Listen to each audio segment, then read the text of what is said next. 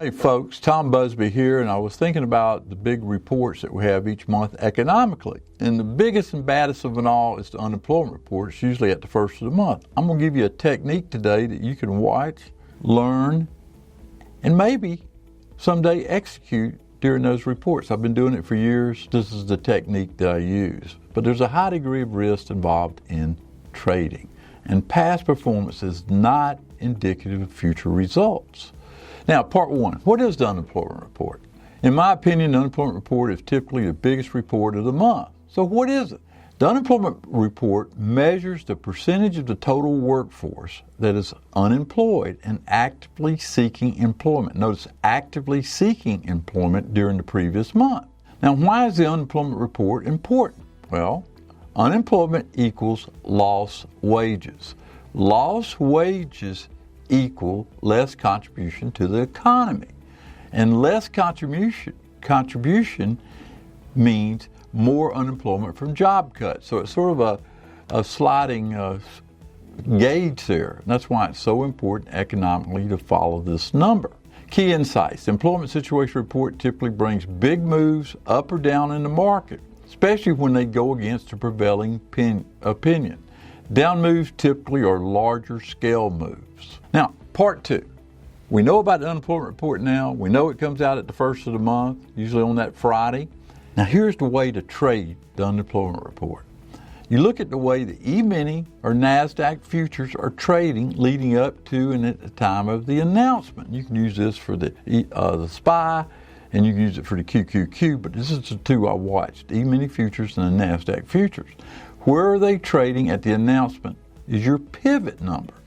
Now, you know the time of the pivot number, which will be at 8:30 Eastern Time. It's always at 8:30 Eastern Time. So you look at where it's trading. Now, here's the key. The clock's ticking. You draw a line, okay, where that news pivot is, okay, and you watch it trade, generally for about 20 minutes.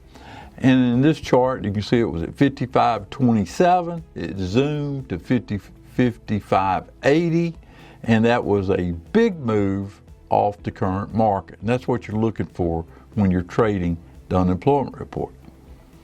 Now, in the next 20 minutes after the news is announced, it's going to give you the playing field. And so you're looking for that high and low. What I typically do is set up a 20-minute chart and watch that chart from the time of 8:30, which is about 8:50. Then you start getting a trend. And here's the key.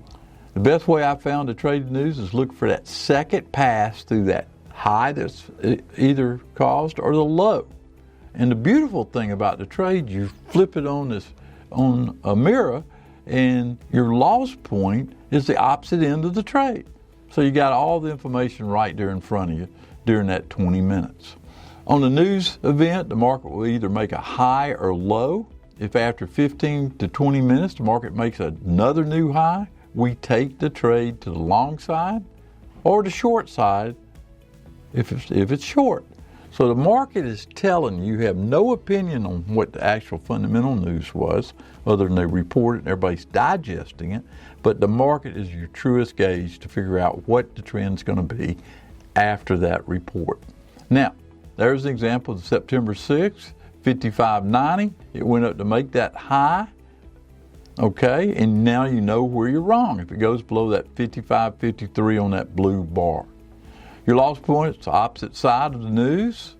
If you get a long above the high, the stop goes below the low. If you get short, the stop goes above the high. That's simple. It's simple and straightforward using what I call the second pass rule. This is one of the techniques that I use around important news, especially the unemployment report, which is my favorite.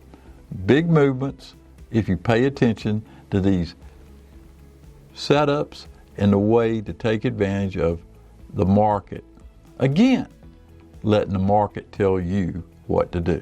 I'm Tom Busby, and as I always say, I'll see you on the flip side.